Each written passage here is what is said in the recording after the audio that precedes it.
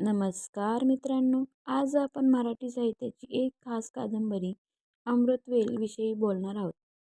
ही कादंबरी वि. स. खांडेकर यांनी लिहिलेली आहे. कथा सुरू होते नंदा नावाच्या तरुणीपासून. नंदा संवेदनशील व विचारशील आहे. तिच्या आयुष्यात अनेक संघर्ष व वेदना आहेत, पण ती कधी हार मानत नाही. तिच्या जीवनात मैत्री, प्रेम व सहानुभूती या गोष्टी तिचा आधार बनतात. नंदाला देवदत्त व वसू सारखे मित्र मिळतात, जे तिच्या जीवनातील आव्हाने पार करायला मदत करतात.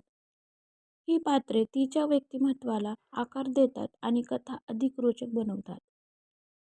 अमृतवेल आपल्याला शिकवते की खरे प्रेम म्हणजे फक्त भावना नाही, तर खरे प्रेम म्हणजे सहानुभूती, समर्पण आणि आत्मिक उन्नती.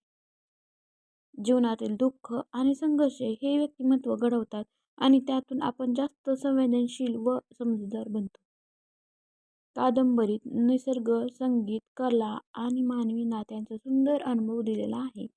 हे पुस्तक आपल्याला शिकवते की आयुष्याचा खरा अर्थ सकारात्मक प्रेम व मानसिक ताकद यातून मिळतो. तर मित्रांनो, जर तुम्हाला भावनांनी भरलेली, तत्पर आणि मनाला स्पर्श करणारी कथा वाचायची असेल तर अमृतवेल नक्कीच वाचा. ही कथा तुमच्या जीवनात सहानुभूती, प्रेम व आशा यांचा अनुभव देईल.